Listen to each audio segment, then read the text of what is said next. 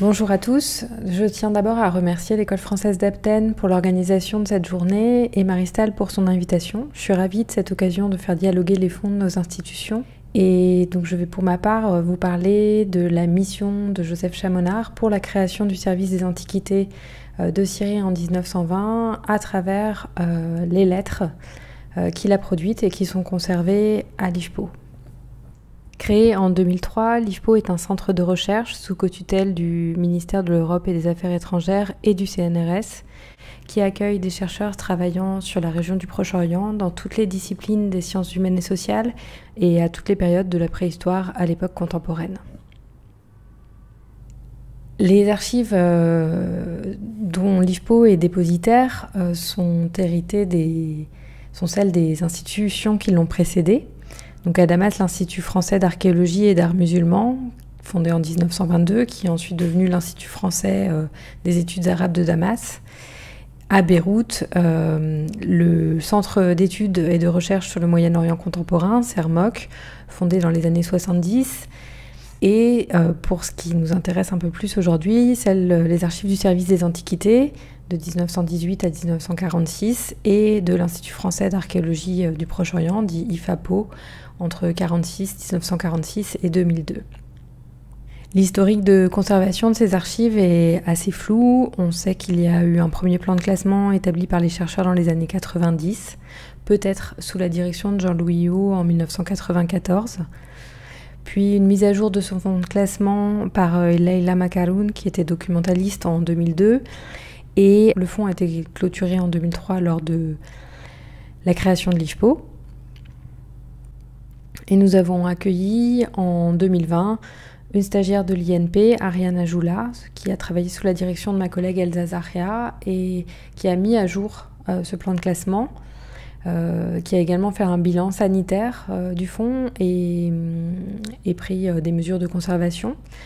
Elle a effectué un dépouillement global du fonds du service des antiquités et voire pièce par pièce pour certaines boîtes, en particulier celle de 1920 qui concernait le centenaire de la création du service.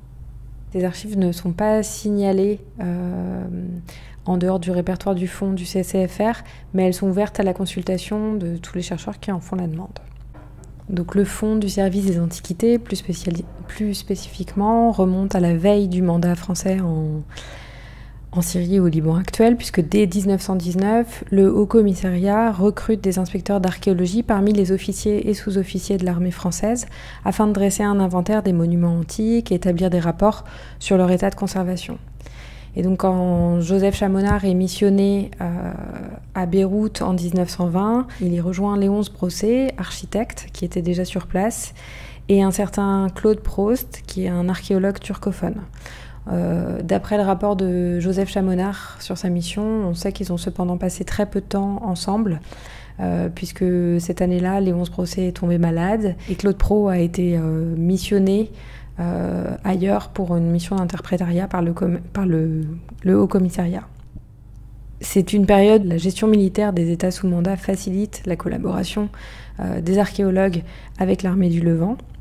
Et c'est quelque chose qui ressort aussi à travers le nombre de photos aériennes effectuées par l'armée française au Levant qui sont conservées dans la photothèque archéologique de l'IFPO et qui sont, pour l'essentiel, disponibles en ligne sur Medial.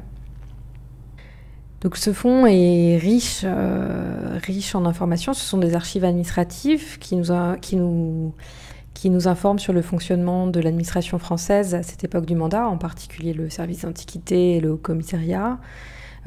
Sur la gestion du service, mais aussi de son personnel, la mise en place d'une législation pour les antiquités, pour la protection des antiquités, la constitution de musées, la programmation des fouilles archéologiques, le contrôle des campagnes, mais aussi les publications scientifiques et le commerce des antiquités, la relation avec des institutions scientifiques et musées français comme le Louvre ou l'Académie des inscriptions et des belles-lettres, et aussi l'activité de fonctionnaires comme Joseph Chamonard. Donc les publications de Renaud Havet sur l'Institut français de Damas au Palais Azem et le livre de Mathilde Gélin sur l'archéologie en Syrie et au Liban à l'époque du mandat sont deux exemples de valorisation de ce fonds. Les documents qui nous informent sur la mission de Joseph Chamonard en 1920 sont des lettres dactylographiées, pour la plupart numérotées entre 271 et 303 et datées entre janvier et septembre 1920. Ces 33 lettres ne sont pas signées, mais Chamonard en est clairement indiqué comme l'expéditeur. Et il a également rédigé des propositions de lettres pour le haut-commissaire, le général Gouraud, à destination, par exemple, du ministère de l'Instruction publique ou du consul délégué au commissariat en Palestine. Il y a certaines reprises manuscrites à l'encre noire qui nous indiquent que ce sont sans doute des brouillons. Et comme je le disais tout à l'heure, on a peu d'informations sur l'historique de conservation de ces archives, mais d'après l'historique de conservation des archives du mandat conservées au service des archives du MEAE à Nantes, un inventaire aurait été dressé par Jean Sauvaget pour les archives des postes diplômes d'Alep, de Beyrouth, de Damas et de Tripoli en 1945. Et une inspection aurait eu lieu à Beyrouth seulement en 1963, avec un rapatriement à Nantes en 1969. Donc il est possible que les lettres finales soient à Nantes. Ces 33 lettres, rédigées par Joseph Chamonard, illustrent relativement bien les différents domaines dans lesquels il a œuvré au cours de sa mission. Ce sont ces mêmes domaines qu'il décrit dans son rapport dont on sait qu'il existe d'autres exemplaires. Michel Makdissi signale en effet dans un article paru en 2020 un exemplaire conservé aux Antiquités orientales du musée du Louvre et un autre dans les archives du Nant qui étaient conservés à Genève et qui ont désormais été restitués à la direction des Antiquités du Liban. On retrouve aussi un résumé de ce rapport dans l'article de Chamonard lui-même, paru dans le premier numéro de la revue Syria. Donc certaines de ces lettres nous informent sur la gestion du budget et les montants demandés par Chamonard, que ce soit pour le salaire des gardiens de site, la création de postes d'inspecteurs, la location de matériel de fouille ou l'achat de matériel photographique, mais aussi l'achat de terrain en Palestine, on y reviendra, ou des travaux de restauration, ou la location d'une maison pour un musée à Beyrouth, par exemple. Plusieurs lettres concernent la gestion du personnel, et on voit à sa réaction à certaines candidatures qu'il était très soucieux de recruter des gens compétents du point de vue scientifique et des spécialistes adaptés. Donc il ne va pas hésiter à exprimer son refus, à réorienter les gens, ou même exprimer son agacement, comme avec la candidature d'un égyptologue qui a profité de ses relations sociales plutôt que d'essayer de faire valoir son travail par des réseaux professionnels. Et il va aussi conseiller le haut-commissaire en lui suggérant des noms pour sa succession. Il avait d'abord suggéré les noms de Dussault, qui était conservateur des Antiquités orientales au Louvre, et Mandel, ancien conservateur du musée de Constantinople, ainsi que celui de Fosset, qui était professeur d'archéologie au Collège de France. Mais les deux premiers ne pouvant quitter Paris, il fait une lettre au haut-commissaire dans laquelle il recommande la personne de Virolo, donc qui était un orientaliste breveté des Langso et qui semblait intéressé par le poste, et qui sera d'ailleurs choisi par le Haut-Commissariat. Joseph Chamonard crée également une bibliothèque pour le service des Antiquités et il se soucie des acquisitions de cette bibliothèque. Suite à l'arrivée de livres expédiés à l'intention de l'école biblique de Jérusalem et d'autres congrégations du Levant, il rédige une lettre au ministre de l'Instruction publique pour lui signaler la fondation récente de la bibliothèque du service et il lui demande de bien vouloir la compter parmi les bénéficiaires auxquels le ministère accorde des souscriptions. Il demande des ouvrages spécifiques, comme le dictionnaire des antiquités de Salio, d'Arambert et Potier, la collection des mémoires et thèses publiées sous le titre de la bibliothèque des écoles françaises d'Athènes et de Rome, et le bulletin de correspondance hellénique de l'EFA. Un autre sujet qui l'occupe pendant cette mission est la création de musées. Donc il exprime sa préférence pour la création de musées nationaux plutôt que plutôt que de multiples petits musées locaux. Il exprime au départ l'ambition de créer 2 musées nationaux, l'un à Beyrouth pour l'art antique et l'autre à Damas pour l'art arabe. Mais la division du pays complique le projet. Il cherche des lieux pour l'installation de ces musées. Il visite plusieurs maisons, puis plusieurs terrains à Beyrouth en envisageant peut-être la construction d'un musée.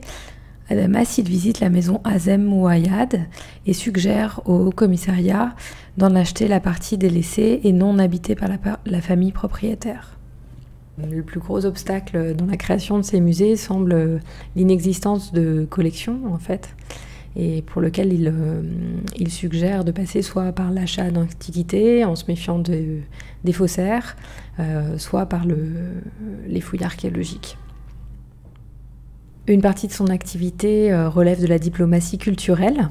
Il est sollicité par exemple par le fondateur et président de l'Académie et Musée d'art islamique de Damas, qui cherche des fonds. Il est également sollicité par les Anglais pour un projet d'école d'archéologie interalliée à Jérusalem, mais il refuse de s'immiscer dans les négociations en cours pour ce projet. Il s'en remet au général Gouraud en lui soumettant des projets de réponse pour le consul général délégué du Haut-Commissariat en Palestine et le ministre de l'Instruction publique. Enfin, il est aussi sollicité pour des bourses, par exemple ce monsieur Courche qui vient le voir en espérant que le Haut-Commissariat pourrait lui attribuer une bourse aux Beaux-Arts de Paris. Et c'est assez drôle parce qu'il y a plusieurs lettres dans lesquelles il raconte qu'il met au défi ce monsieur Courche en lui demandant de lui rapporter une de ses œuvres et que lorsque monsieur Courche revient, il est tout étonné. Et finalement, il estime que voilà, il a peut-être pas le niveau pour faire les écoles des Beaux-Arts de Paris, mais qu'on pourrait lui attribuer une bourse aux Beaux-Arts de Lyon. Je vous ai mis ici quelques photos du palais Azem, dans lequel s'installe quelques années plus tard l'Institut français d'archéologie et d'art musulman. Donc une autre partie de ces missions est le soutien aux fouilles archéologiques et musées français. Donc en particulier les fouilles de Contenot dans la région de Saïda. Il écrit aussi au général Gouraud en appui au conservateur du Louvre qui souhaite compléter ses collections en estimant que les antiquités hittites issues des fouilles allemandes de Zinjrili que les Allemands n'ont pas emportées avec eux à Berlin et qui sont conservées au musée d'Adana pourraient être saisies et revenir au Louvre. Étant donné que ces pièces proviennent de territoires détachés de l'Empire turc, nous n'avons aucune obligation de les laisser dans un musée destiné à être remis aux autorités ottomanes où nous les avons placées. Donc ici ressort un peu la concurrence avec le Royaume-Uni et l'Allemagne pour se partager les ruines de l'Empire ottoman. Et c'est quelque chose qui ressort aussi dans les lettres qui concernent le projet de loi pour les antiquités. En particulier autour de la thématique du partage des fouilles, qui est au cœur de la correspondance de Chamonard sur ce projet et aussi sur son voyage en Palestine. Joseph Chamonard a effectué une mission en Palestine pour entre autres rencontrer son homologue anglais, Karstang, et discuter des projets de loi et faire en sorte que ces projets de loi soient à peu près similaires sur des points un peu sensibles. Et on voit très bien, donc il y a un désaccord sur le partage des fouilles, pour lequel Chamonard est d'une part conscient de sa mission et de la nécessité de remplir les musées nationaux, les collections des musées nationaux, et il a peur également des reproches que pourraient faire les États sous mandat de pillage.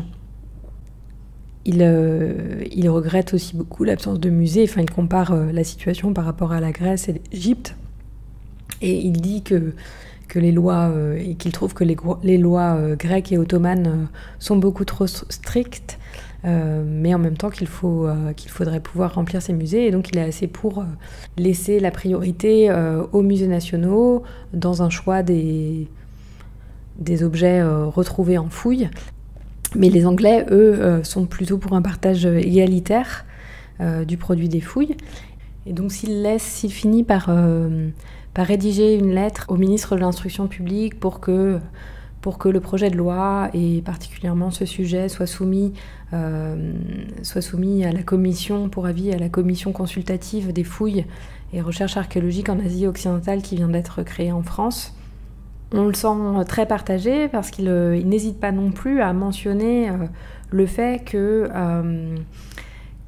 la France pourrait profiter en fait en Palestine sur les terres de ces congrégations où les Anglais décident que en fait les détenteurs les nations détentrices du terrain doivent avoir la priorité.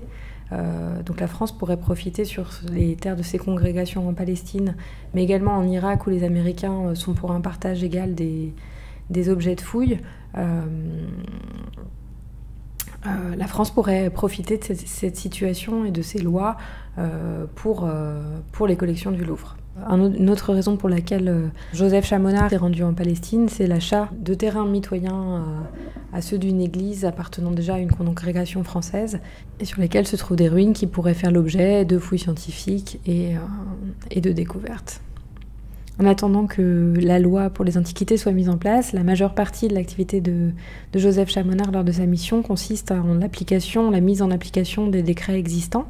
Il fait notamment mettre à l'abri un sarcophage retrouvé dans une cour privée à Batroun. Il est aussi très soucieux de la protection des monuments antiques et chrétiens. Il fait à plusieurs reprises exproprier des cimetières musulmans ou des boutiques qui sont construites contre des colonnes antiques ou sur des terrains où se trouvaient autrefois des églises. Et il fait évacuer plusieurs fois l'église de Tartouse, dans laquelle se trouvent d'abord des réfugiés ismaéliens, puis des réfugiés arméniens. Il précise bien qu'il est nécessaire de repousser toute prétention des autorités religieuses musulmanes sur ce bâtiment. Il en est de même pour l'emplacement de l'ancienne cathédrale de Tyr. Donc, pour faire le lien avec les archives conservées à l'école française d'Athènes, ici une photo de l'église de Tartous, dont parlent les lettres, et qui a été donc évacuée plusieurs fois des réfugiés qui s'y trouvaient. Ici, l'emplacement de la cathédrale de Tyr. Donc, ce sont des lieux où a pu se rendre Joseph Chamonard. Dans son rapport de mission, il regrette la plupart du temps de ne pas avoir pu effectuer le contrôle des sites et l'inspection lui-même en dehors de Beyrouth. Il raconte qu'il n'a eu à sa disposition une voiture qu'une seule fois pour se rendre lui-même à Saïda et que la plupart du temps, il a voyagé en accompagnant des officiers qu'il acceptait comme compagnons de route. Il liste toutefois les villes où il a pu se rendre. Donc le long de la côte levantine, de Tyr à Alexandrette, en passant par Jbeil, Batroun, Anfé, Tripoli, Arka, puis en Syrie, Amrit, Tartous, Arwad, Bania, Latakia. Il a également été à Baalbek, et puis à Damas et à Alep. Et on voit bien qu'il ne circulait pas parce qu'il n'avait pas d'automobile, mais aussi pour des raisons sécuritaires, puisqu'il n'allait pas où les troupes françaises s'étaient retirées. Là, il dit « J'aurais voulu pousser jusqu'à Djerablouz pour inspecter les fouilles anglaises, mais le général de la Motte m'a appris que nos détachements en ayant été retirés, l'accès n'était plus possible. » Pour terminer, 2 photos du fonds conservé à l'EFA qui ont été prises à Baalbek et sur lesquelles je vous laisse le soin d'identifier le général Gouraud, sur la photo du bas en tout cas, et sans doute aussi Michel Aloïf, qui était le gardien du site de Baalbek. Je vous remercie de votre attention.